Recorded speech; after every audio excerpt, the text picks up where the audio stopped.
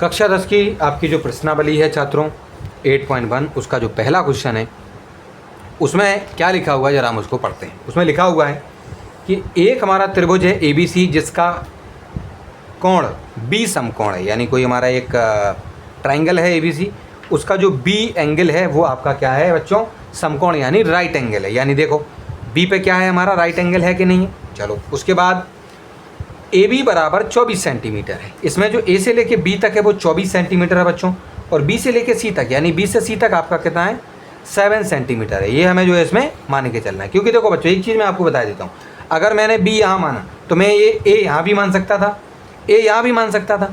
अगर यहाँ लिखता तो ये वाली 24 मानी जाती। अगर हमने यहाँ पे आपका A लिख रखा है तो ये हो गई आपकी 24। तो इस तरीके से जरूरी नहीं है कि आप यहीं पर ये माने, आप वहाँ भी ये मान सकते हैं, कोई दिक्कत नहीं, ठीक है कि नहीं। चलो अब उसके बाद आपकी बचती है क्या AC। तो AC बच्चों उन्होंने क्या निम्नलिखित का मान आपको ज्ञात करना है। अब एक चीज़ छोटी सी चीज़ ध्यान रखना बच्चों, आपको AB पता है, AB कितनी है बच्चों आपकी 24 सेंटीमीटर है, और आपकी जो BC है यानी ये जो BC है वो कितनी है 7 सेंटीमीटर है। लेकिन AC नहीं मालूम। क्या नहीं मालूम? AC। कहना सर AC की ज़रूरत ही क्या है? AC की ज़रूरत इसलिए है बच्चों क्योंकि AC जो है आपका कर्ण है, यानी कि हाइपोटेनस है बच्चों। और जब आप साइन निकालोगे, देखो इसमें बोला है साइन और कॉस निकालने के लिए, तो जब साइन कॉस आप अगर निकालोगे बच्चों तो उसमें हाइपोटेनस यानी कि आपके कर्ण की आवश्यकता पड़नी है, क्योंकि हमने फॉर्मूला पढ़ रखा है बच्चों, ठीक है कि नहीं। तो उसके हिसाब से, क्योंकि जो आपका साइन का जो फॉर्मूला होता है वो परपेंडिकुलर अपॉन हाइपोटेनस होता है। ये देखिए ये है, यही है आपका साइन परपेंडिकुलर अपॉन हाइपोटेनस यानी लंब बटे कर्ण, यानी कर्ण तो चाहिए ना, कर्ण तो चाहिए होगा। चलो वो बात एक अलग है बच्चों कि आपको एंगल मिल गया और उसमें उन्होंने कहा साइन A यानी एंगल ये मानेंगे तो सामने वाला लंब हो जाएगा, ये वाला आपका आधार हो जाएगा, ठीक है। लेकिन कर्ण भी तो चाहिए, कर्ण हमें पता ही है, लेकिन उसकी वैल्यू क्या है, केवल हमें ये 2 दिए गए थे, तीसरी वाली वैल्यू नहीं पता थी।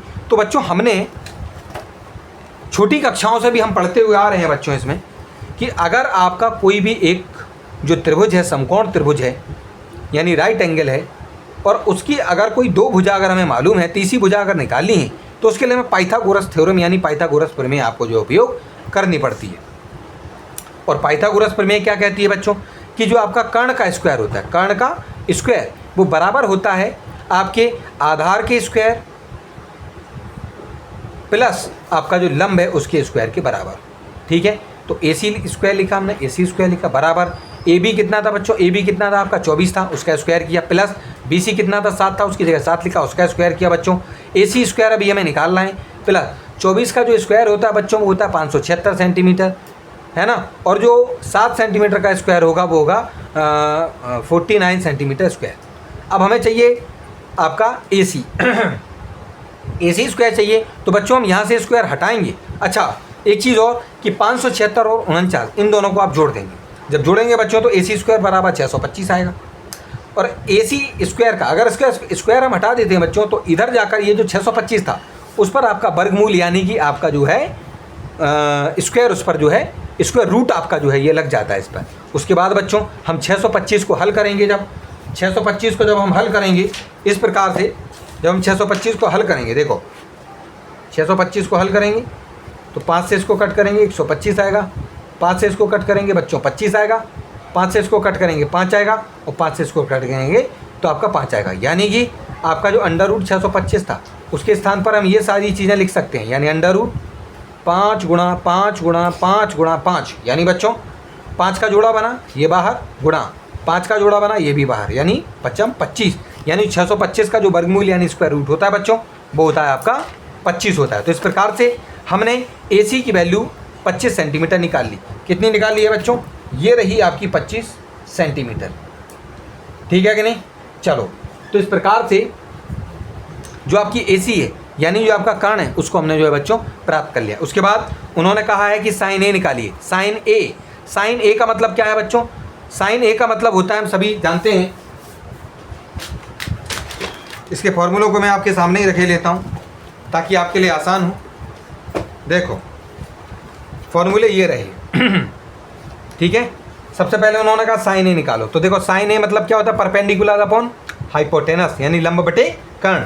तो साइन A बराबर होगा परपेंडिकुलर, तो परपेंडिकुलर कितना, परपेंडिकुलर कितना बच्चों इसमें देखो परपेंडिकुलर यानी आपका लंब, और परपेंडिकुलर होता है बच्चों थीटा के जस्ट सामने वाला। इसको हमने क्या माना था बच्चों, क्योंकि अगर थीटा ये मान रहे हैं तो सामने वाला आपका लंब होता है, हम सभी जानते हैं, और बगल वाली जो भुजा होती है उसको हम आधार मान लेते हैं। ये वाला तो कर्ण ही रहता है 90 डिग्री के सामने वाला। तो इस वजह से हमारा ये जो लंब होगा बच्चों वो हो जाएगा BC। ये देखिए BC, और बटे में क्या होता है बच्चों आपका कर्ण। कर्ण कितना है बच्चों, ये है आपका कर्ण AC। तो देखो हमने लिख रखा AC, और बच्चों BC की वैल्यू कितनी थी, BC की वैल्यू 7 सेंटीमीटर थी, उसकी जगह 7 लिखा, बटा था AC आपकी कितनी थी बच्चों 25, उसकी जगह 25 लिख दिया। तो हमने पहला वाला यानी साइन A निकाल लिया है। साथ में उन्होंने कहा कॉस A भी निकालिए। तो बच्चों कॉस A निकालने के लिए हमें B/H यानी बेस अपॉन हाइपोटेनस यानी आधार बटे कर्ण लिखना होगा। यानी इसमें बच्चों मुझे एक बात बताओ, बेस यानी आधार क्या है, आधार तो ये होगा बच्चों, क्योंकि थीटा ये है तो आधार ये होगा, यानी AB। तो हमने क्या लिखा AB, कॉस निकालना है ना, और बटे में क्या होता है बच्चों कर्ण। तो बटे में हमने क्या लिखा यहाँ पर कर्ण कितना है आपका AC है, तो कर्ण के स्थान पर हमने AC लिख दिया।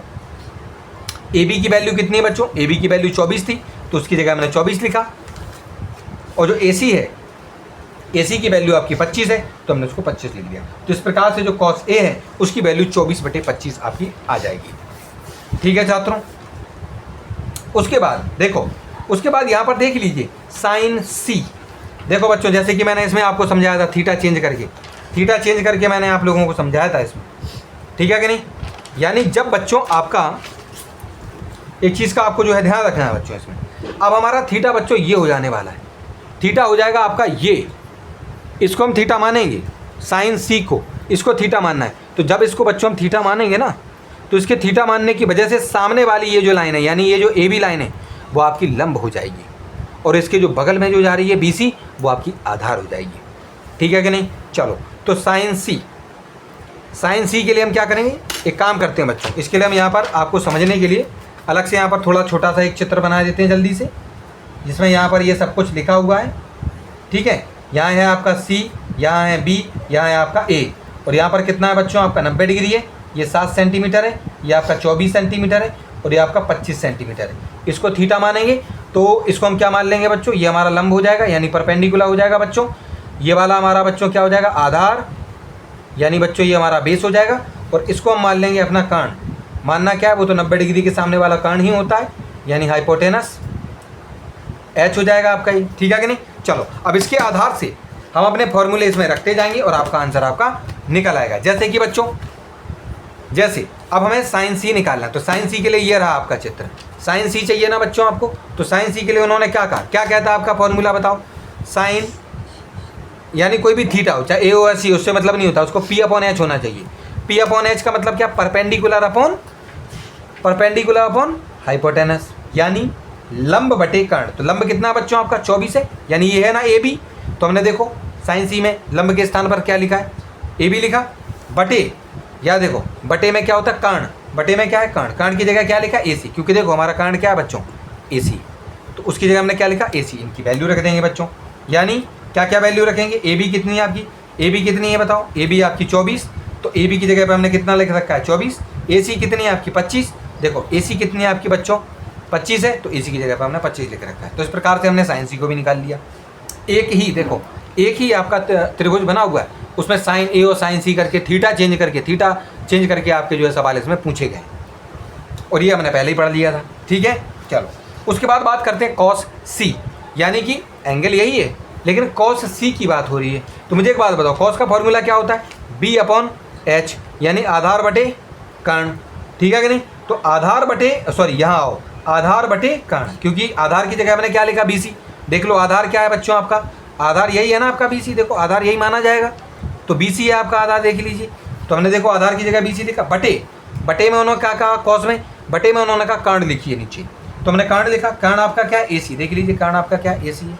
अब इनकी वैल्यू रख देंगे, BC बराबर 7 है, देखो BC बराबर 7 है, और AC बराबर आपका 24 है, तो AC बराबर आपका 25 है, तो AC बराबर हमने इसको 25 लिख दिया। तो इस प्रकार से आपका जो पहला क्वेश्चन है वो भी आपका जो इस प्रकार से सॉल्व हो गया।